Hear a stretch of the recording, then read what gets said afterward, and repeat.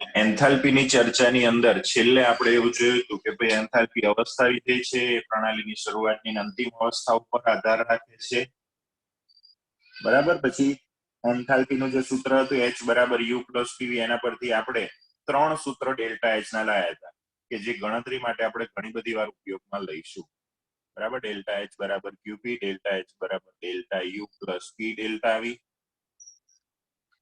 અને delta H બરાબર delta U plus delta NGRT. Delta NGRT વાળું જે સમીકરણ છેલ્લે આપણે ભણ્યા હતા એને આધારે આપણે અલગ અલગ ડેલ્ટા H અને ડેલ્ટા U વચ્ચેના સંબંધો પણ જોયા હતા. અને આ સમીકરણનું જે મહત્વ આ બંને સમીકરણ એ આપણે કીધું હતું કે ભાઈ વાયુ અવસ્થા વાળી પ્રણાલી માટે વધારે લાગુ પડતું હોય છે, કારણ કે ઘન અને પ્રવાહી માટે કદમાં એટલો બધો ફેરફાર જોવા મળતો નથી. એને આધારે તમને ચોપડીમાં કોયડા નંબર 6.5 આપેલો છે.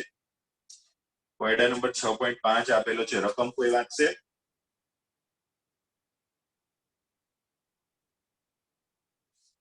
ચલો રકમ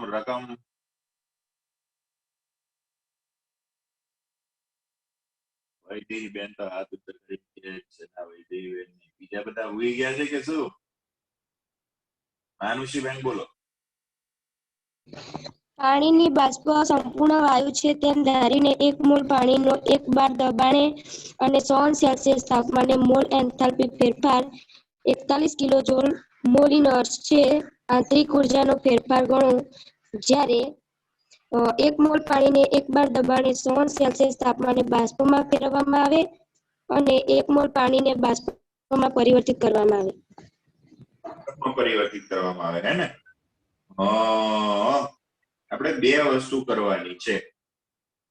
પહેલી વસ્તુ તો કે ઘન આપણે પાણીને બાષ્પમાં ફેરવવાનું અને પાણીને બરફમાં પરિવર્તન કરવાનું છે. તો આપણને સૌપ્રથમ પાણીનો જથ્થો આપેલો છે n 1 મોલ. જેટલું આપેલું છે એટલું લઈએ. કેવી રીતે ગણવાનું મને નહીં ખબર. ચલો n બરાબર 1 મોલ પાણી આપેલું છે. દબાણ P આપેલું છે 1 બાર. તાપમાન આપણને આપેલું છે T 100 ડિગ્રી સેલ્સિયસ. એને આપણે કેલ્વિનમાં ફેરવવું પડે 373 કેલ્વિન. પછી આપણને આપેલું છે કે તાપમાને મોલર એન્થાલ્પી ફેરફાર.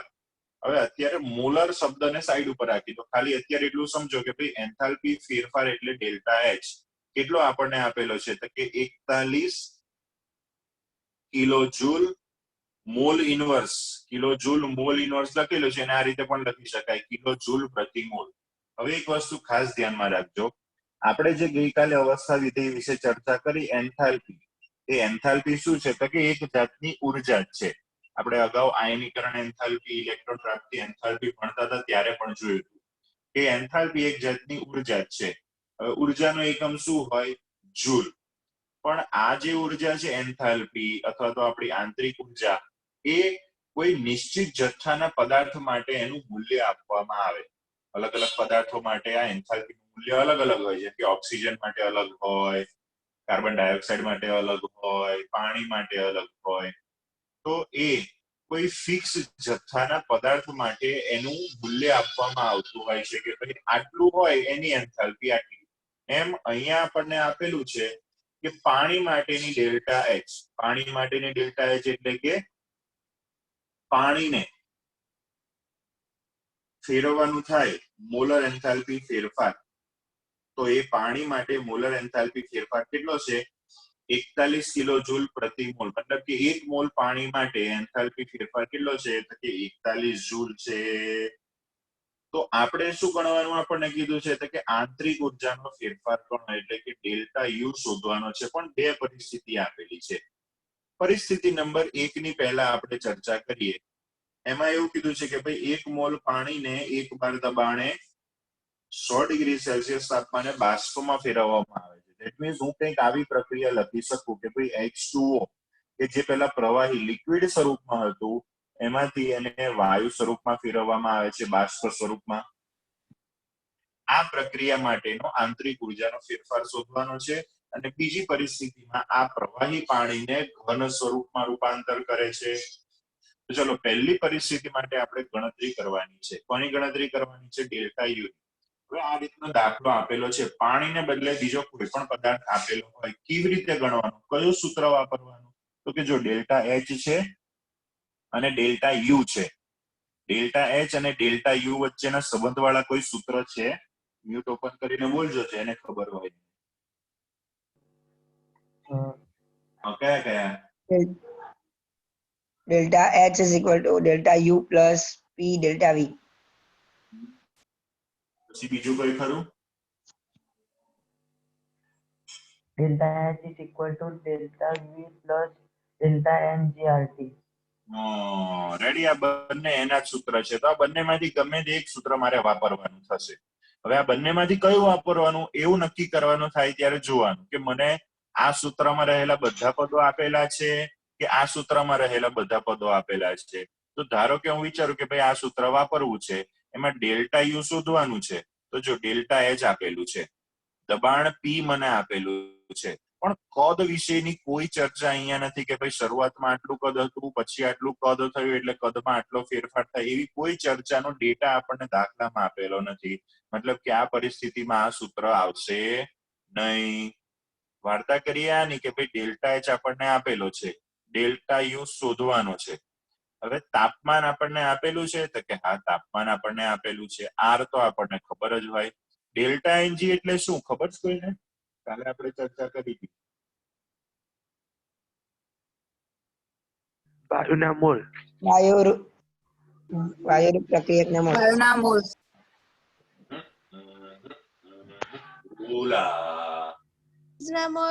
મોલમાં થતો ફેરફાર. હા, વાયુરૂપ પ્રક્રિયકોના મોલમાં થતો ફેરફાર એટલે કે પૃથ્વીબેને કીધું એમ વાયુરૂપ નિપજોના મોલ માઇનસ વાયુરૂપ પ્રક્રિયકોના મોલ. તો અહીંયા આપણને પ્રક્રિયા આપેલી છે, એને આધારે આપણે આની પણ ગણતરી કરી શકીએ. તો જો ભાઈ આ સૂત્રમાં બધી જ વસ્તુ છે, માત્ર ડેલ્ટા યુ નથી અને એ આપણે શોધવાનું છે. તો આ સૂત્રને અહીંયા વાપરવા માટે સૌપ્રથમ આપણે ડેલ્ટા એનજી સાઈડ ઉપર શોધી રાખવું પડે. તો કે ડેલ્ટા એનજી શું છે? તો કે કાલે આપણે એનું સૂત્ર લખ્યું હતું, તમારા ચોપડામાં પણ તમે લખ્યું હશે, વાયુરૂપ નિપજોના મોલ માઇનસ વાયુરૂપ પ્રક્રિયકોના મોલ. હવે તમને થશે કે આ નવું શું લખ્યું? તો કે એન એટલે મોલ, પી એટલે શું?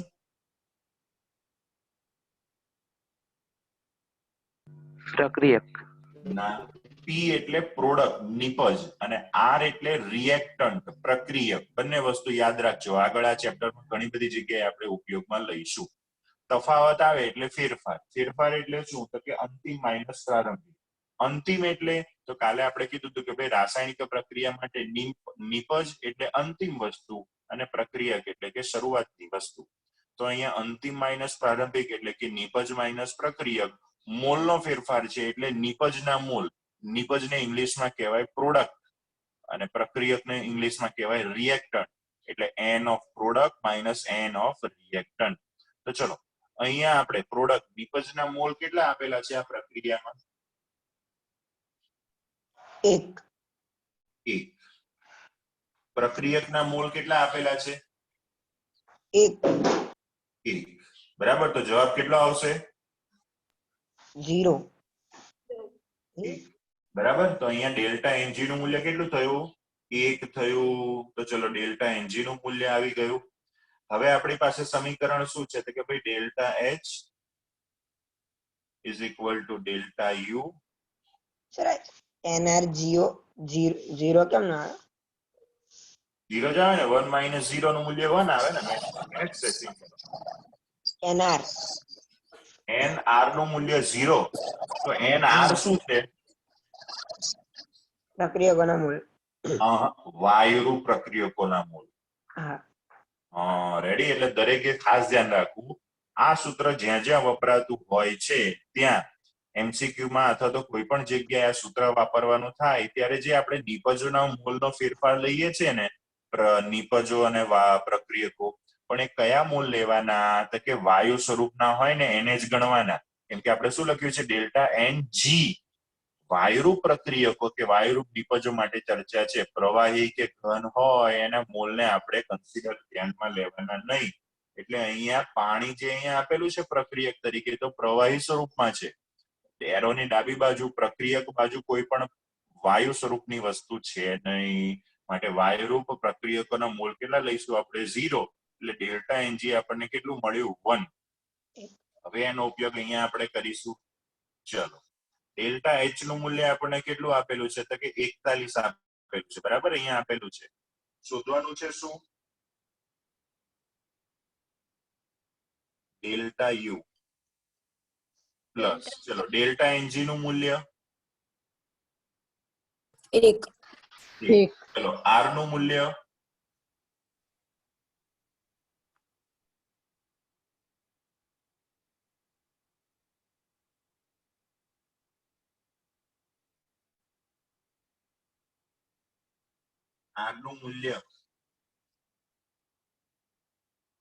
ચોકડીમાં જો તમને આપેલું હશે ને આર નું મૂલ્ય 0.83.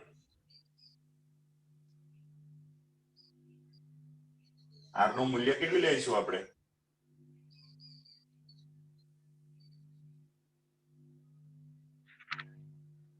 આર નું મૂલ્ય કેટલું લઈશું? ભૂલી ગયા? હવે દર વખતે મારે કહેવાનું, જ્યારે પણ દાખલામાં આર આવે ત્યારે બધાને ફરી મારે કહેવાનું કે આર નું મૂલ્ય આવું હોય ત્યારે આવું લેવાનું, આવું હોય ત્યારે આવું લેવાનું. 0.314. હે? 0.314. 0.314. 0.08. હા 800. અલ્યા મગજો, તમને લોકોને 1000 વાર મેં શીખવાડેલું છે આર નું મૂલ્ય કયું ક્યારે લેવાનું હોય. તો જ્યારે પણ આર દબાણ કદ વાળા કોઈ પણ સૂત્રમાં સંકળાયેલો હોય એ પરિસ્થિતિમાં આર નું મૂલ્ય લેવાનું 0.08314 અથવા તો 0.0821. દિમાગની બત્તી ચાલુ કરો. મોઢાથી કંઈક સાંભળશો.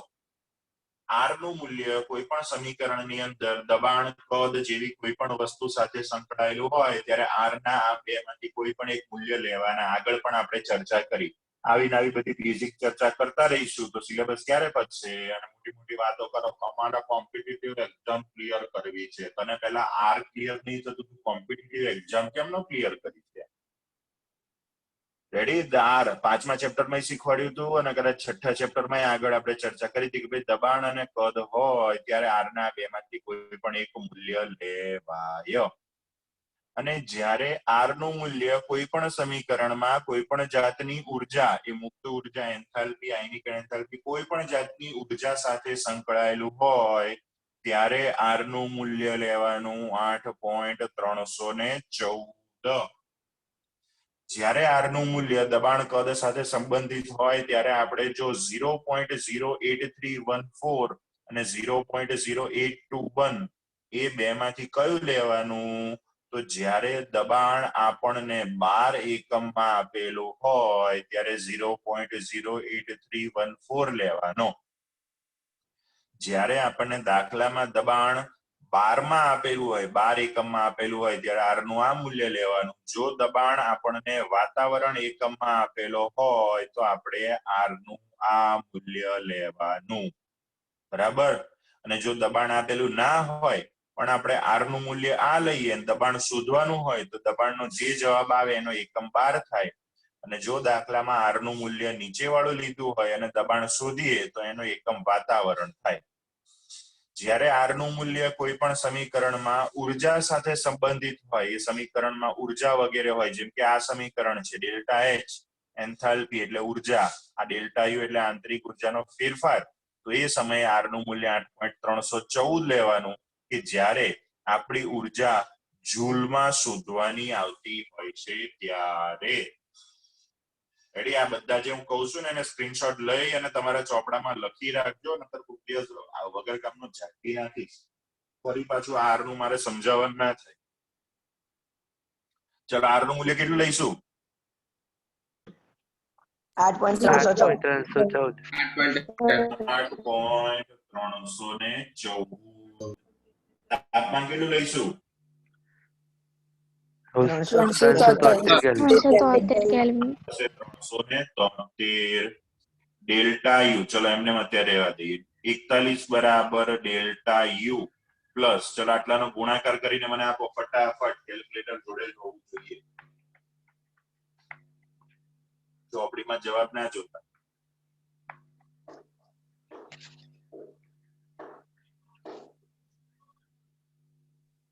એકત્રીસો 1.122. 3101.122 બરાબર ને? આ .122 .122 જવાબ આવે છે. ચોપડીમાં શું જવાબ આપેલો છે?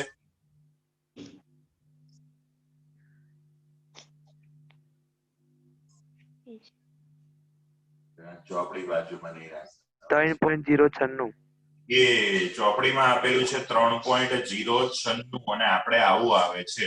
કિલો જૂલ છે પણ. હા, કિલો જૂલ છે. તો ભલે કિલો જૂલ હોય, આપણે કઈ વાંધો છે? તો આપણે શું લાયા જવાબ? આપણે જૂલમાં લાયા. હા, એ લોકોએ જૂલમાં કિલો. લાયા. કેમનો જૂલમાં લાયા? કિલો જૂલમાં લાવવાની ખબર ના પડે? સર હજુ તો પેલું આગળ 3 પોઈન્ટ આગળ ખસેડીશું એટલે કિલો જૂલમાં થઈ જશે ને. એટલે આગળ કેવી રીતે શું કરવા ખસેડવાનું? 1000 વડે ભાગવાનું. હા, સ્ટેન્ડર્ડ શું? ના, જો હવે દરેક સ્ટુડન્ટ ખાસ આ વસ્તુ ઉપર ધ્યાન દોરું. અહીંયા આપણે ઉર્જા સાથે આર સંકળાયેલો હોય ત્યારે આર નું મૂલ્ય 8.314 લેતા હતા, પણ જ્યારે ઉર્જા જૂલમાં હોય ત્યારે, હવે યાદ રાખો, જો ઉર્જા આપણે કિલો જૂલમાં હોય તો આર નું મૂલ્ય, આર ઉર્જા સાથે સંકળાયેલો હોય અને ઉર્જા કિલો જૂલમાં હોય તો આર નું મૂલ્ય 8.314 ગુણ્યા 10⁻³ કેમ કે આપણે કિલો જૂલમાં જોઈએ છે.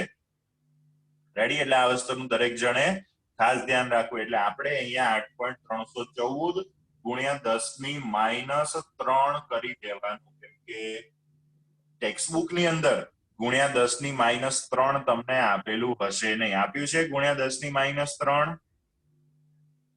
ના. આપેલું. રેડી? પણ પછી જે સેકન્ડ સ્ટેપમાં અહીંયા એ લોકોએ જવાબ લખ્યો ને, ડોબા જેવો ડાયરેક્ટ જવાબ લખી નાખ્યો કિલો જૂલમાં. એટલે આ મગજ પહેલા અહીંયા હરખું મૂલ્ય મૂક તો છોકરાઓને એમને જોવે સાહેબ વગર તોય ખબર પડી જાય. પણ આપણે ચોપડી એટલી મસ્ત બનાવી છે ને આ લોકોએ, વગર કામની સફાઈ મારતા અમે તો ગવર્મેન્ટ ના છીએ એટલે અમે તો પરફેક્ટ જ જોઈએ. તંબુરો પરફેક્ટ ચોપડી તો હરખી બનાવી નહીં શકતું. વાંધો નહીં, આપણે બહુ એવું કશું કહેવાય વાંધો નહીં.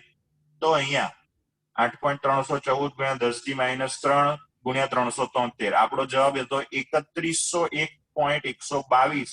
એના ગુણ્યા 3101.122 ગુણ્યા 10⁻³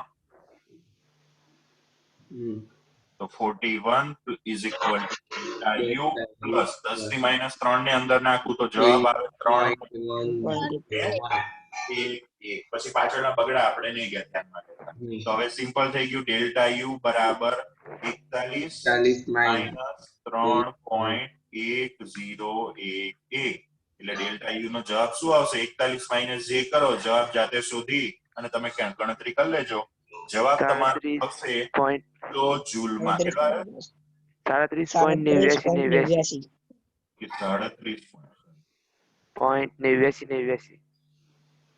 37.89 આ તમારો કઈક જવાબ આવશે.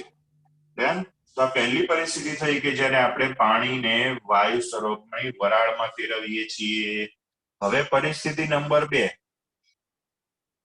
પરિસ્થિતિ નંબર 2 માં આપણે શું કરીએ છીએ? પ્રવાહી સ્વરૂપના પાણીને શેમાં ફેરવીએ છીએ? ઘનમાં. એટલે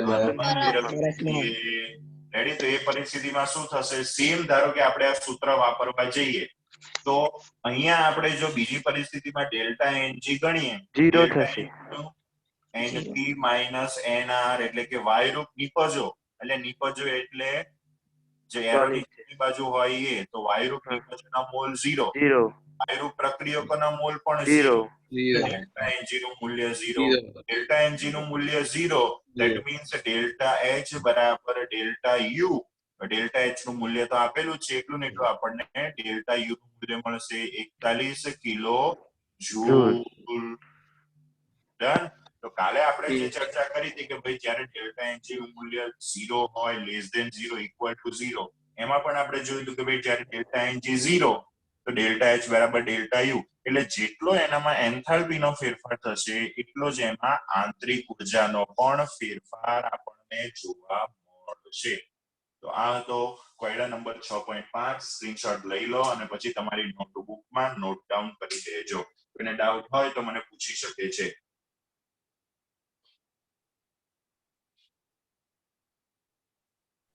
સર હમ આ એનજી બરાબર એનપી ને માઇનસ એનઆર 0 કેમ લીધું?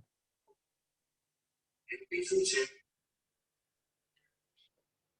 અનિપજ એનપી એટલે નિપજ કીધું તું મેં?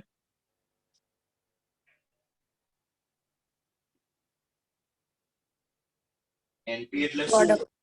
પ્રોડક્ટ પ્રોડક્ટ એટલે શું? પણ એનપી એટલે શું એમ કહું છું? નિપજ જોના નિપજના NP મોલ. એટલે શું? વાયુરૂપ નિપજોના વાયરૂપ નિપજના મૂળ. હા તો સમીર એનઆર એટલે શું?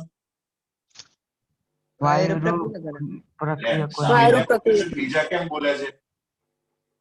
વાયુરૂપ પ્રક્રિયકના મોલ. હા તો ચલો આમાં નિપજ કઈ છે ને પ્રક્રિયક કયો છે પ્રક્રિયામાં બીજી કન્ડિશનમાં?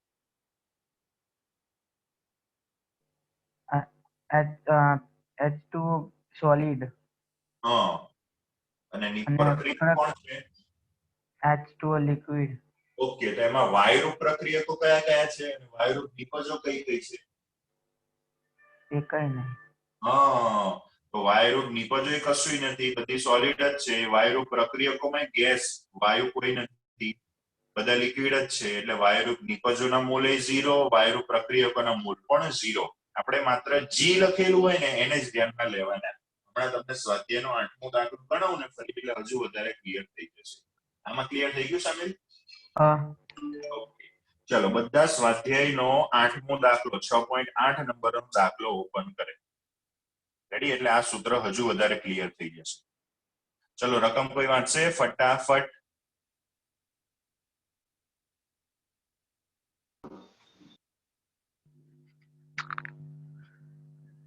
સાયનેમાઇડ NH2CN સોલિડની ડાયોક્સાઇડ સાથે પ્રક્રિયા કરી બોમ્બ કેલરીમીટરમાં કરવામાં આવી અને ડેલ્ટા યુ નું મૂલ્ય -742.7 કિલોજૂલ મોલ ઇનવર્સ 298 કેલ્વિન તાપમાને મળેલ છે. પ્રક્રિયા માટે 298 કેલ્વિન તાપમાને એન્થાલ્પીનો ફેરફાર ગણો. કેવું ગણીશું કે તારી ઈચ્છા છે તો ગણીએ આપણે? ઘણું જ પડશે તાવ. રેડી? અહીંયા આપણને એક પદાર્થ આપેલો છે સાયનેમાઇડ. સારું છે આપણે એનું સૂત્ર આપી દીધું અને એની પ્રક્રિયા પણ આપી દીધી. એક્ઝામમાં પણ તમને આપી છે. હવે અહીંયા એક ચોપડીમાં ભૂલ છે, દરેક સ્ટુડન્ટ સુધારી લે. ચોપડીની એક ભૂલ દરેક સ્ટુડન્ટ સુધારી લે. રકમ આપણને જે લખીને આપેલી છે વાક્ય સ્વરૂપે એમાં લખેલું છે NH2CN સાયનેમાઇડ સોલિડ, પરંતુ પ્રક્રિયાની અંદર આપણને ભૂલથી NH2CNG ગેસ લખીને આપેલું છે. એટલે એક ઘન પદાર્થ છે એટલે એમાં ગેસની G ની જગ્યાએ પ્રક્રિયામાં સોલિડ S કરી દેજો, પછી આપણે આગળ ગણતરી કરીએ. તો આપણને એવું કીધું છે કે ભાઈ આ જે પ્રક્રિયા છે NH2CN ની ડાયોક્સિજન સાથેની પ્રક્રિયા, બોમ્બ કેલરીમીટર શું છે આ ચેપ્ટરમાં આગળ આવશે ત્યારે જોશું. એના માટે આપણને ડેલ્ટા યુ નું મૂલ્ય આપેલું છે. ડેલ્ટા યુ નું મૂલ્ય ધેટ ઇઝ -742.7 કિલોજૂલ પર મોલ. કિલોજૂલ મોલ ઇનવર્સ એને આ રીતે મને લખવાની ટેવ છે, કિલોજૂલ પર મોલ. તાપમાન પણ આપણને આપેલું છે 298 કેલ્વિન. તો આ પ્રક્રિયા માટે એન્થાલ્પી ફેરફાર ડેલ્ટા એચ શોધવાનો છે. આગળના દાખલામાં ડેલ્ટા એચ આપેલો હતો, ડેલ્ટા યુ શોધતા હતા. અહીંયા ડેલ્ટા યુ આપેલો છે અને આપણે ડેલ્ટા એચ શોધવાનો છે. તો અહીંયા તો આપણને દબાણ નથી આપેલું, પદ નથી, માટે સૂત્ર કયું વાપરીશું? Delta H is equal to delta you plus delta NGRT. હવે આ સમીકરણ માટે સૌપ્રથમ પહેલું તો આપણે ડેલ્ટા NG શોધવું પડશે. ચલો ડેલ્ટા NG એટલે NP માઇનસ NR. ચલો વાયુરૂપ નિપજોના મોલ તો ચેક કરો ભાઈ, વાયુરૂપ નિપજો ટોટલ 3 નિપજો મારી પાસે છે. એમાં એ 3 નિપજોના મોલ આપણે ચેક કરીએ તો એમાં મારી પાસે 2 નિપજો જ વાયુ સ્વરૂપની છે, N2 અને CO2. આ તો પ્રવાહી સ્વરૂપનું પાણી છે એટલે એને તો ગણવાનું નહીં. તો વાયુરૂપ નિપજો મારી પાસે 2 છે, N2 અને CO2. બંનેના મોલ કેટલા કેટલા છે? તો કે બંનેના 1 મોલ છે, એટલે વાયુરૂપ નિપજોના મોલ થશે 2 માઇનસ વાયુરૂપ પ્રક્રિયકો. પ્રક્રિયકોમાં 2 વસ્તુ છે, એમાં એક સોલિડ છે, બીજી ગેસ છે. આના O2 ના મોલ કેટલા છે? તો કે 3/2 એટલે કે 1.5. 3/2 એટલે 1.5. 2 માંથી 1.5 જાય, જવાબ કેટલો આવે? 0.5. ચલો આ જ વસ્તુને અહીંયા આપણે ગણતરી માટે ઉપયોગમાં લઈશું. ડેલ્ટા H શોધવાનો છે. ડેલ્ટા U આપેલો છે, કેટલો છે? તો કે -742.7 વત્તા ડેલ્ટા NG. ડેલ્ટા NG કેટલો આપણે હમણાં ગણ્યો હતો કે 0.5. મોલ નો તફાવત હતો એટલે આપણે અહીંયા એકમ લખી દઈએ. મોલ. R નું મૂલ્ય કેટલું લઈશું? ચલો બોલો. 8.14 × 10⁻³ કેમ 10⁻³ શું કરવા કર્યું? કિલો જૂલમાં લાવવા માટે. કિલો જૂલમાં કેમ લાવવાની જરૂર છે? આ ડેલ્ટા યુ કિલો જૂલમાં નથી.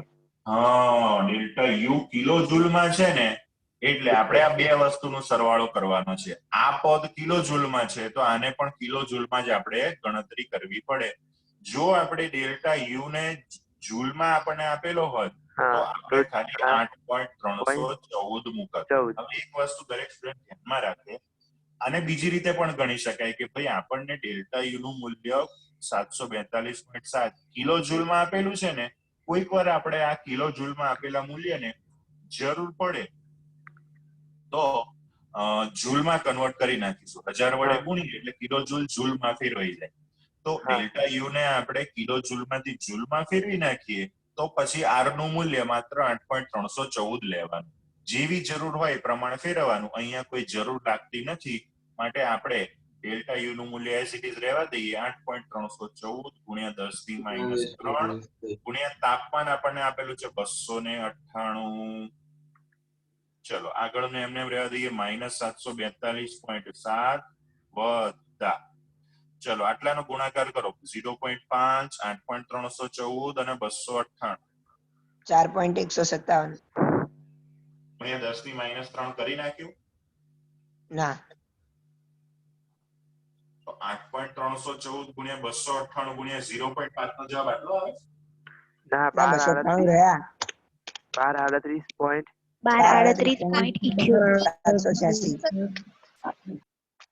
બરાબર ને?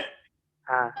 ગુણ્યા 10⁻³ આ 10⁻³ ને આપણે અંદર લઈ લેવા પડે તો -742.7 વત્તા કેટલું થશે અહીંયા? 1.238. રેડી. 8 નો આપણે 8 કરી દઈએ. 7 ને એટલે 8 કરી દઈએ. 10⁻³ ને આપણે અંદર ઉમેરીએ. તો ચલો હવે ધ્યાનમાં રાખવાનું, આગળનું મૂલ્ય ઋણ છે અને પાછળનું મૂલ્ય ધન છે એટલે બાદબાકી થશે. 742.7 માંથી 1.238 બાદ કરવાના. તો શું જવાબ આવશે? કોઈ મને કહેશે?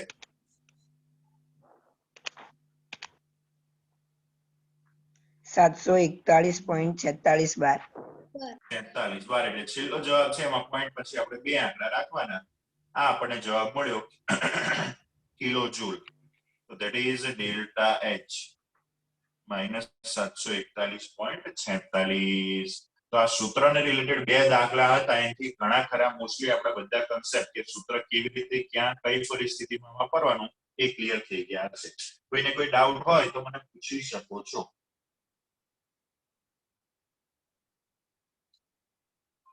ચલો સ્ક્રીનશોટ તમે લઈ લીધો હશે. કોઈને બાકી છે સ્ક્રીનશોટ લેવાનો? ના. ઓકે, ચલો આગળ જઈએ. આપણે પાછા થોડાક થિયરી બાજુ જઈએ. ઘણા બધા દાખલા આપણે ગણ્યા. હવે થોડીક પાછી થિયરી આપણે ભણવાની છે. થોડાક બીજા કન્સેપ્ટ ભણવાના છે થર્મોડાયનેમિક્સ ઉષ્માગતિશાસ્ત્રમાં આવતા. એમાં એક કન્સેપ્ટ છે માત્રાત્મક ગુણધર્મ અને વિશિષ્ટ ગુણધર્મ. ચલો ગુણધર્મ એટલે શું એ પહેલા જવાબ આપો.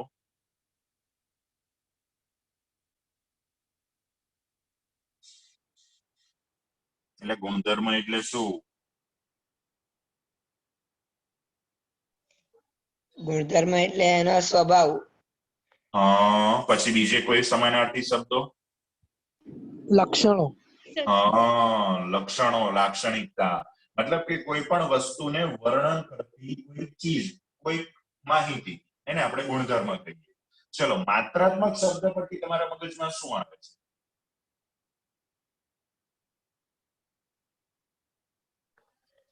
માત્રા ધરાવતો હોય એવો કાં તો મૂલ્ય ધરાવતો હોય.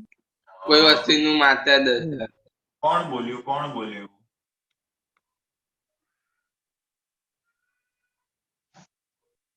ભાઈઓમાં બહેનોમાં કોણ બોલ્યું હતું હમણાં? વૈદેહી. ઓકે. અને સુજલ. સુજલ. ઓકે. ચલો, માત્રાત્મક શબ્દ પરથી ખબર પડે કે ભાઈ જે ગુણધર્મ માત્રા ઉપર, માત્રા એટલે આપણે પેલી સંગીતમાં માત્રા આવે એ જથ્થો. જથ્થો. જે બી માણસ પરિમાણ, કદ. જથ્થો. જથ્થો. રેડી?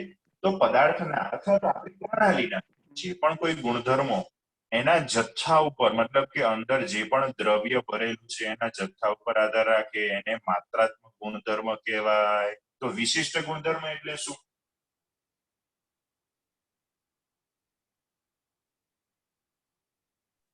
અનોખો. આનું વિરુદ્ધ. પછી બીજું શું બોલ્યું? બીજું સેકન્ડ નંબર પર કોણ શું બોલ્યું? માત્રાત્મક ગુણધર્મ છે ને એનું વિરુદ્ધ. પછી એનું વિરુદ્ધ એટલે શું? કે જે આ જથ્થા રાખે. રેડી? તો માત્રાત્મક ગુણધર્મ અને વિશિષ્ટ ગુણધર્મ એટલે કોઈ પણ વસ્તુ, કોઈ પણ પદાર્થ, કોઈ પણ પ્રણાલી, એના એવા ગુણધર્મ, એવી લાક્ષણિકતાઓ કે જે માત્ર એના જથ્થા ઉપર આધારિત હોય. ઉદાહરણ એનું આપું ને એટલે તમને ખબર પડે. તમારું વજન, મારા ભાઈ, તમારું વજન કોના ઉપર આધાર રાખે? તમારી અંદર જેટલું દ્રવ્ય ભરેલું છે એના ઉપર આધાર રાખે. હા. પછી તમે રોકેલું કદ કોના ઉપર આધાર રાખે? તમારા જથ્થા ઉપર આધાર રાખે ને. ચલો, પછી જે તે વ્યક્તિની તાકાત, પછી આપણે પ્રણાલી સાથે એને સરખાવીએ, પણ કોઈ પણ વ્યક્તિની તાકાત, મતલબ કે એની ઉર્જા કોના ઉપર આધાર રાખે? એના દ્રવ્ય ઉપર આધાર રાખે ને. મારા જેવો હાઈટ માણસ હોય તો એની અંદર ઉર્જા વધારે હોય, અને કોઈક નાનું બચુડિયું હોય તો ભલે ને 50 વર્ષનું થઈ ગયું હોય પણ હાઈટ નાની હોય એટલે એની અંદર ઉર્જા કેવી હશે? ઓછી હશે.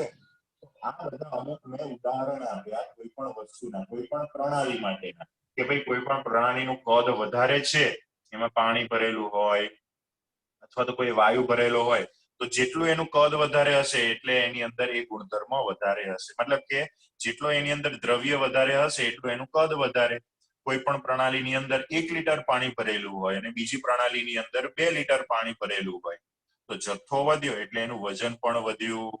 આમ એવા ગુણધર્મો કે જે પ્રણાલીની શું કહેવાય એના ઉપર આધાર રાખે, જથ્થા ઉપર, એની અંદર દ્રવ્ય કેટલું છે એના જથ્થા ઉપર આધાર રાખે. અને જે ગુણધર્મો જથ્થા ઉપર આધાર નહીં રાખતા, જે ગુણધર્મો જથ્થા ઉપર આધાર રાખતા નથી, તો કોના ઉપર આધાર રાખે છે? તો કે એના સ્વભાવ ઉપર આધાર રાખે છે. કોના ઉપર આધાર રાખે છે? એના સ્વભાવ ઉપર આધાર રાખે છે. એક ઉદાહરણ આપું.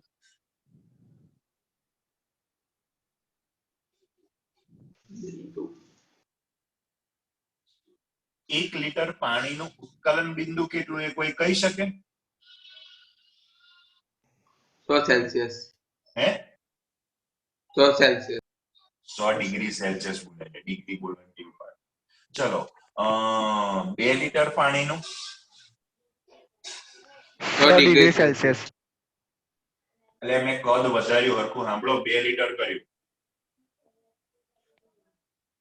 તો એમાં કોઈ ફરક ના પડે, એટલું જ રહે. ઉત્કલન બિંદુ તો એટલું જ રહે. 100 લીટર પાણી લઉં છું, 100 લીટર પાણી. તો એટલું તો બી એટલું જ. ઉત્કલન બિંદુ પાણીનો જે આ ગુણધર્મ છે એ એના જથ્થા ઉપર આધાર નહીં રાખતો. ચલો હવે મારું કન્ડિશન બદલું છું. પાણીનું ઉત્કલન 1 લીટર પાણીનું ઉત્કલન બિંદુ કેટલું? 100 degree Celsius. 100 degree Celsius. 1 litre ethanol એટલે કે આલ્કોહોલ નું ઉત્કલન બિંદુ કેટલું? ઓછું હશે એનાથી. એટલે 46 ડિગ્રી સેલ્સિયસ જગ્યાએ લખેલું હોય છે. તો 1 લીટર આલ્કોહોલ નું કેટલું? 46 ડિગ્રી સેલ્સિયસ. 10 તો ડિગ્રી સેલ્સિયસ. 1 લીટર પાણી અને 1 ડિગ્રી આલ્કોહોલ બંનેનો જથ્થો તો સરખો જ છે, 1 લીટર. હા, તો ઉત્કલન બિંદુ સરખું કે અલગ? અલગ. અલગ. અલગ અલગ. That means પદાર્થ એનો એ રહ્યો પણ એનો જથ્થામાં વધારો કર્યો કે ઘટાડો કર્યો, ઉત્કલન બિંદુમાં કોઈ ફરક ના પડ્યો, પણ પદાર્થ બદલી નાખ્યો. જથ્થો એટલો ને એટલો રાખ્યો પણ પદાર્થ બદલી નાખ્યો, એનો સ્વભાવ બદલી નાખ્યો, તો એ ગુણધર્મનું મૂલ્ય પણ બદલાઈ ગયું. તો આવા ગુણધર્મને આપણે વિશિષ્ટ ગુણધર્મ કહીએ છીએ કે જે એના જથ્થા ઉપર આધાર નહીં રાખતા, એ એના સ્વભાવ ઉપર આધાર રાખે છે. તો આપણે ચર્ચા કરી માત્રાત્મક ગુણધર્મ અને વિશિષ્ટ ગુણધર્મ. તો હવે તમે મને જવાબ આપો, અત્યાર સુધી જે આપણે અમુક પ્રણાલીના ગુણધર્મો ભણ્યા બે, એચ અને યુ, કદ, વજન, એ બધા ગુણધર્મો, પછી આપણે દબાણ જોઈએ, એ બધા આપણે ચેપ્ટર નંબર 5 માં ભણ્યા. આ ચેપ્ટર ની અંદર આપણે બે ભણ્યા, આંતરિક ઉર્જા અને એન્થાલ્પી. તો આ બંને કેવા થશે? માત્રાત્મક ગુણધર્મ કહેવાય? કહેવાય, કેમ કે બંને જથ્થા ઉપર આધાર રાખે છે. 1 લીટર પાણીની અંદર ઉર્જા તમે ગણો એના કરતા 2 લીટર પાણીની ઉર્જા વધારે જ હોવાની. બરાબર? તો કરવો હોય તો 1 લીટર ગરમ પાણીને તમારા શરીર ઉપર નાખજો અને 2 લીટર ગરમ પાણીને શરીર ઉપર નાખજો. ખબર પડી જશે. તો આ વાર્તા થઈ માત્રાત્મક ગુણધર્મ અને વિશિષ્ટ ગુણધર્મની. પછી એની અંદર બીજી એક માત્રાત્મક ગુણધર્મમાં એક નાનો આમ તો બીજી એક ટોપિક અંદર એડ કરી દે છે, મોલર માત્રાત્મક ગુણધર્મ. મોલર માત્રાત્મક ગુણધર્મ. બરાબર? દબાણ, કદ, વજન, ઉર્જા, એન્થાલ્પી, આંતરિક ઉર્જા, બધાને આપણે માત્રાત્મક ગુણધર્મ કીધા. હવે મેં અગાઉ હમણાં આપણે આગળ એક દાખલો ગણ્યો ને એમાં તમે જો જોયું હોય તો આપણને ડેલ્ટા યુ નું મૂલ્ય અથવા તો ડેલ્ટા એચ નું મૂલ્ય કયા એકમમાં આપેલું હતું? Molar kilo joule mall inverse. Kilo joule mall inverse એટલે કે કિલો જૂલ પ્રતિ મોલ. કેમ કે આ બંને શું છે? પદાર્થના જથ્થા ઉપર આધાર રાખે છે. હા, 1 મોલ પાણી છે તો 1 મોલ પાણીની ધારો કે ઉર્જા 41 કિલો જૂલ હોય, 2 મોલ પાણીની કેટલી હોય? 82 હોય. મતલબ કે જથ્થો વધે છે તો ઉર્જા વધવાની છે.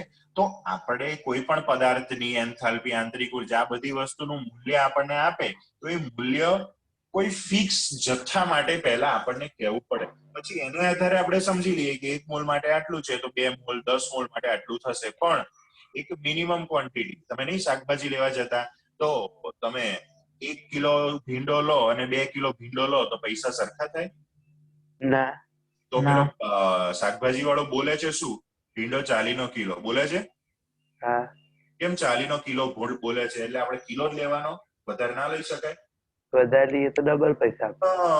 40 કિલો છે તો 2 કિલો લેવો હોય તો 80 રૂપિયા થાય. પછી પેલો ભાવતાલ કરીને ઓછો કરે વસ્તુ જુદી છે, પાછી એ ચર્ચા ના કરતા. તો સેમ વસ્તુ અહીંયા છે કે આવા બધા જે માત્રાત્મક ગુણધર્મ છે એનું મૂલ્ય પછી કોઈ એક ફિક્સ જથ્થા માટે આપવામાં આવે છે. એ ફિક્સ જથ્થો આપણે મોલના સંદર્ભમાં લઈએ તો એને મોલર માત્રાત્મક ગુણધર્મ કહેવાય છે. માત્રાત્મક ગુણધર્મ માટેની એ લોકો સંજ્ઞા કંઈક આ રીતની મૂકે છે. રેડી? અને મોલર માત્રાત્મક ગુણધર્મ એને આ રીતે મૂકે છે, XM. આ રીતે. બહુ આની કોઈ ડિટેલમાં ક્યાંય દાખલા કે એમાં જરૂર નહીં પડતી, પણ આ તો ચોપડીમાં સૂત્ર છે એટલે મેં તમને કહી રાખ્યું. મોલર માત્રાત્મક ગુણધર્મ એટલે જે પણ આપણો માત્રાત્મક ગુણધર્મ છે એની આપણે એક મોલ જથ્થા માટે ચર્ચા કરીએ એને કહીએ. રેડી? ક્લિયર? માત્રાત્મક ગુણધર્મ અને વિશિષ્ટ ગુણધર્મ તમને ચોપડીમાં કદના ઉદાહરણ દ્વારા સમજાવેલું છે. આકૃતિ પણ આપેલી છે કે ભાઈ કદ અડધું કરીએ તો જથ્થો પણ અડધો થઈ જાય છે, માટે કદ છે એ માત્રાત્મક ગુણધર્મ કહેવાય. આવી ચર્ચા કરેલી છે. આ ટોપિકમાં કોઈને કોઈ ડાઉટ? સર, ચોપડીમાં દબાણ એ વિશિષ્ટ ગુણધર્મમાં આપ્યું છે.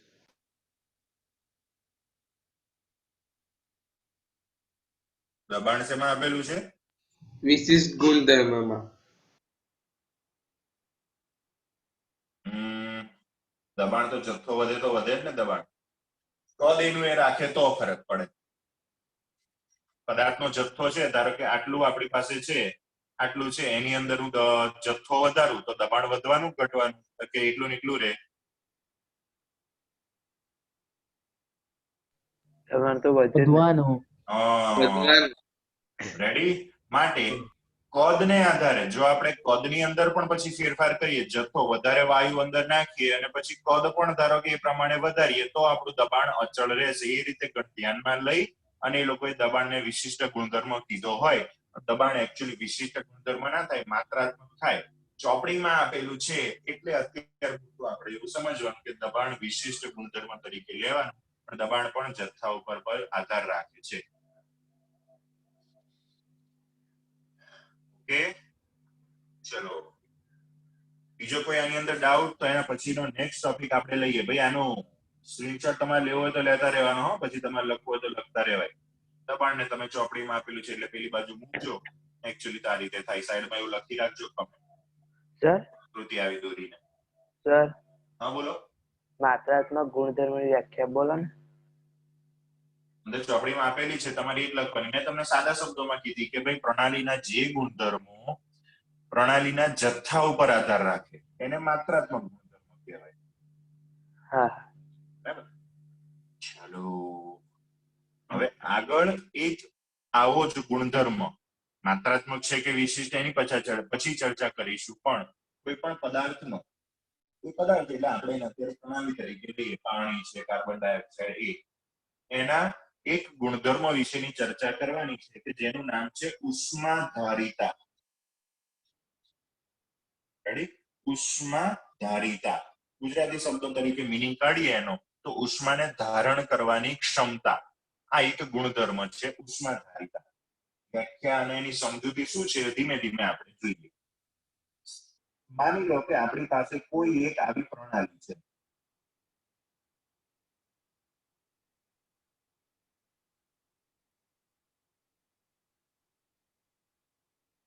એટલે આ પ્રણાલીમાં ઉષ્મા અંદર આપણે ઉમેરીએ તો એના તાપમાનમાં કોઈ ફરક પડે?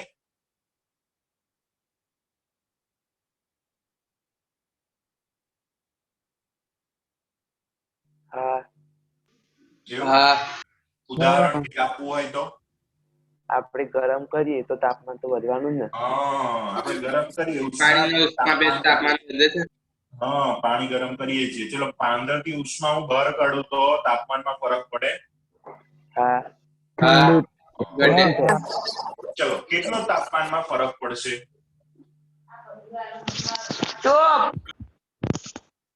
તાપમાનમાં કેટલો ફરક પડશે? ડેલ્ટા ટી જેટલું. જેટલી ઉષ્મા મેળવીશું એટલે કાં તો જેટલી કાઢીશું એટલે. Very good. હા, ઉષ્મા પર આધાર રાખે. ફેરફાર ડેલ્ટા ટી જેટલી આપણે ઉષ્મા આપી હશે એટલો હશે, મતલબ કે ડેલ્ટા ટી ચલે છે ક્યુ. રેડી?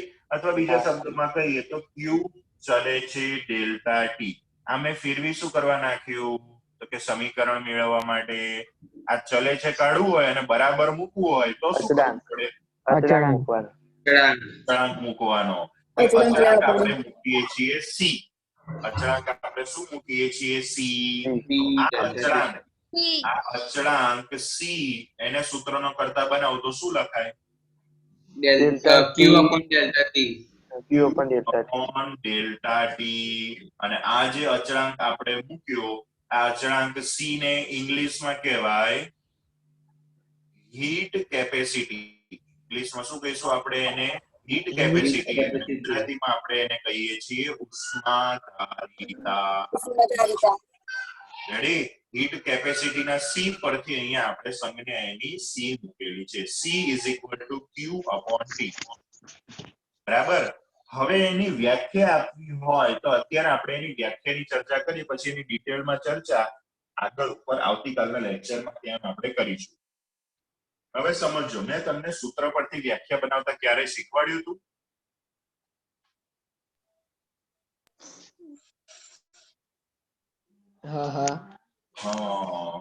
તો આની રીતે આના પરથી વ્યાખ્યા બનાવતા આવડશે કોઈને? ઉષ્માધારિતાની?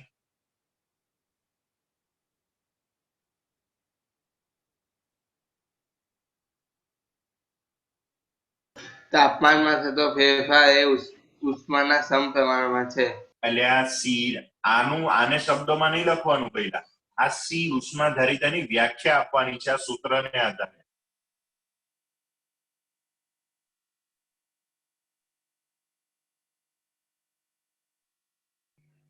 ઉષ્મા અને તાપમાનમાં થતા ફેરફારનો ગુણોત્તર એ ઉષ્માધારિતા ચલો જેટલો થાય છે.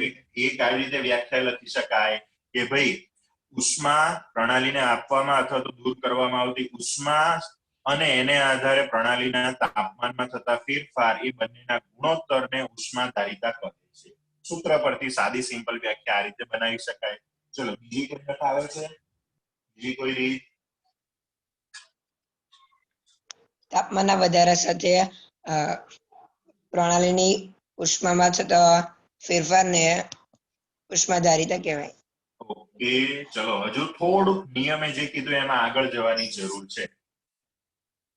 ચલો ઓકે, ચલો કદાચ મેં પહેલા શીખવાડ્યું છે કે નહીં શીખવાડ્યું મને નહીં ખબર, પણ સૂત્ર પરથી ગમે ત્યારે વ્યાખ્યા, ઘણીવાર ચોપડીમાં જે વ્યાખ્યા આપેલી હોય સૂત્ર આધારિત જ આપેલી હોય છે. તો કોઈ પણ વ્યાખ્યા, હા નિયમ બોલો. એટલે આપણે એવું કહી શકીએ કે જેટલું 1 કેલ્વિન તાપમાન વધાર્યું તો એના હિસાબથી જે ઉષ્મા વધે, 1 કેલ્વિન તાપમાન વધારીએ તો જે એમાં ઉમેરાય કે દૂર થાય એને ઉષ્માધારિતા. કેમ 1 કેલ્વિન? પર આપણે ટેમ્પરેચર નીચે લીધું છે ને હા, તો છેદમાં, તો આપણે એવું કહીએ છીએ, આપણે વેગ છે તો મીટર પર સેકન્ડ નહીં લેતા, તો નીચે ટાઈમ લીધો તો એનો પર સેકન્ડ એવું લીધું ને, તો આપણે તાપમાનનો એકમ છે કેલ્વિન, તો પર કેલ્વિન એવું કહેવાય ને, પર કેલ્વિન. એટલે આ ભાઈ બોલ્યો એમાં કોઈને કશી ખબર પડી? તો વાત કરી પણ મને હજી કશી ખબર ના પડી. કોઈને ખબર પડી કશી? મને પડી. એટલે તને નહીં, બીજાને.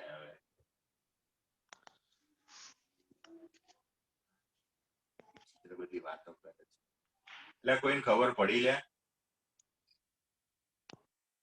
ખબર પડી હોય તો એ જંગ જીતી ગયો. કોને ખબર પડી? ના નહીં ખબર પડી. જો નિયમ સમજી ગયો કોઈ પણ, હવે સૂત્ર પરથી એને વ્યાખ્યા બનાવતા ઈઝીલી આવડી જશે, એને છેક સુધી કોઈ તકલીફ પડશે નહીં. અગાઉ કદાચ મેં તમને શીખવાડ્યું નહીં શીખવાડ્યું મને નહીં ખબર. ધારો કે કોઈ ભૌતિક રાશિ છે એ, આ એ નું સૂત્ર, એની વ્યાખ્યા મારે કરવી છે. મારે એવું કહેવાય કે એ શું છે? તો કે એ બી છે, એવું કહેવાય. એ શું છે? તો કે એની વ્યાખ્યા એ એક જાતનો બી છે, પણ એનું એકચ્યુઅલ સૂત્ર શું છે ખબર? એ બરાબર બી અપોન સી. તો હજુ મારે એવું કહેવું હોય ને તો કહેવાય કે ભાઈ એ શું છે? એ એક જાતનો બી છે, જ્યારે નીચે છેદમાં રહેલા સી નું મૂલ્ય 1 થાય. છેદમાં રહેલા સી નું મૂલ્ય 1 થઈ ગયું. છેદમાં 1 હોય એને તો આપણે ગણતા નથી. નીચે છેદમાં 1 થઈ ગયો તો વધ્યું શું છેલ્લે? તો કે ઉપર અંશમાં બી વધ્યો. માટે એ બરાબર બી અપોન સી સૂત્ર પરથી જો મારે એ ની વ્યાખ્યા કરવી હોય તો એવી કરી શકાય કે એ એક જાતનો બી છે કે જ્યારે સી નું મૂલ્ય 1 એકમ હોય ત્યારે. તો સેમ વસ્તુ આપણે અહીંયા લાગુ પાડીએ કે ભાઈ સી નું સૂત્ર શું છે ઉષ્માધારિતાનું? તો કે ક્યુ અપોન ડેલ્ટા ટી. ક્યુ એટલે શું? તો કે પ્રણાલીમાં ઉમેરવામાં આવતી અથવા તો પ્રણાલીમાંથી દૂર કરવામાં આવતી ઉષ્મા. અને ડેલ્ટા ટી શું છે? તો કે એને આધારે એના પ્રણાલીના તાપમાનમાં થતો ફેરફાર. તો મારે એવું કહેવાય કે ઉષ્માધારિતા એ એક જાતની ઉષ્મા જ છે, પણ ક્યારે? જ્યારે ડેલ્ટા ટી 1 હોય. જ્યારે છેદમાં રહેલા ડેલ્ટા ટી નું મૂલ્ય 1 થાય. હવે ડેલ્ટા ટી શું છે? તો કે તાપમાનમાં થતો ફેરફાર. તો મારે એવું કહેવાય કે જ્યારે તાપમાનમાં થતા ફેરફારનું મૂલ્ય, તાપમાનનો એકમ કેલ્વિન થાય અથવા ડિગ્રી સેલ્સિયસ થાય, તો તાપમાનમાં થતા ફેરફાર, જસ્ટ અ મિનિટ, તાપમાનમાં થતા ફેરફારનું મૂલ્ય 1 કેલ્વિન અથવા તો 1 ડિગ્રી સેલ્સિયસ હોય ત્યારે પ્રણાલીમાં જે પણ ઉષ્મા ઉમેરવામાં આવે અથવા તો પ્રણાલીમાંથી જે પણ ઉષ્મા દૂર થાય એને જ પ્રણાલીની ઉષ્મા ધારિતા કહે છે. આના કરતા પણ સિમ્પલ વ્યાખ્યા પરફેક્ટ હવે ચોપડીમાં કદાચ અત્યારે આપી હોય કે ના આપી હોય, પણ હવે એક્ઝેક્ટ વ્યાખ્યા હું બોલું છું કે પ્રણાલીના તાપમાનમાં 1 ડિગ્રી સેલ્સિયસ જેટલો વધારો કરવા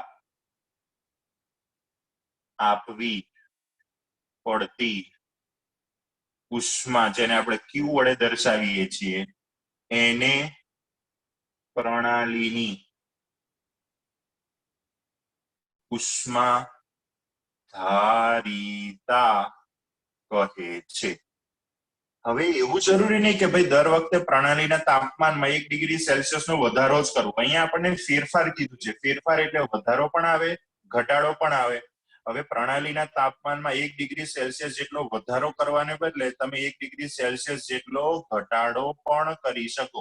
પણ જો 1 ડિગ્રી સેલ્સિયસ જેટલો તાપમાનનો ઘટાડો થાય, ધેટ મીન્સ અંદરથી ઉષ્મા દૂર થતી હોય, તો 1 ડિગ્રી સેલ્સિયસ જેટલો ઘટાડો કરવા આપવી પડતી નહીં, દૂર કરવી પડતી ઉષ્માને પ્રણાલીની ઉષ્મા ધારિતા કહે છે.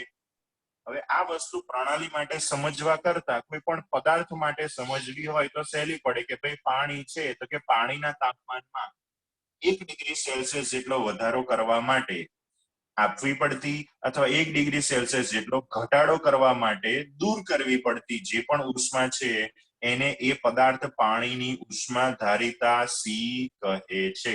આ સૂત્ર પરથી આ રીતે આપણે વ્યાખ્યા બનાવી અને યાદ રાખી શકીએ. ચલો આની અંદર કોઈને કોઈ ડાઉટ? ના સર. ઓકે, બીજા કોઈને કોઈ ડાઉટ હોય તો બોલો, નહીં તો પછી આવતીકાલે આપણે આ ઉષ્માધારિતાના જે બીજા 2 પ્રકાર છે એની અને એને આધારે એક ઇમ્પોર્ટન્ટ મસ્ત નાની થિયરી એની આપણે આવતીકાલે ચર્ચા કરવાની છે. તો ચલો આની અંદર કોઈને કોઈ ડાઉટ હોય તો પૂછી શકો છો. પછી હું તમને આજનું હોમવર્ક કહી દઉં.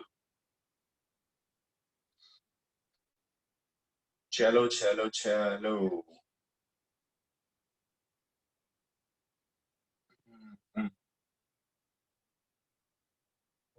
તો આજના સેશનમાં આપણે આટલું રાખીએ. આજે આપણે દાખલા થોડા ગણ્યા અને ઉષ્માધારિતા, માત્રાત્મક અને વિશિષ્ટ ગુણધર્મની ચર્ચા કરી. આવતીકાલે આપણે ઉષ્માધારિતા વિશે ડિટેલમાં ચર્ચા કરીશું. ત્યાં સુધી બધાને ટાટા, બાય બાય, જય સ્વામિનારાયણ.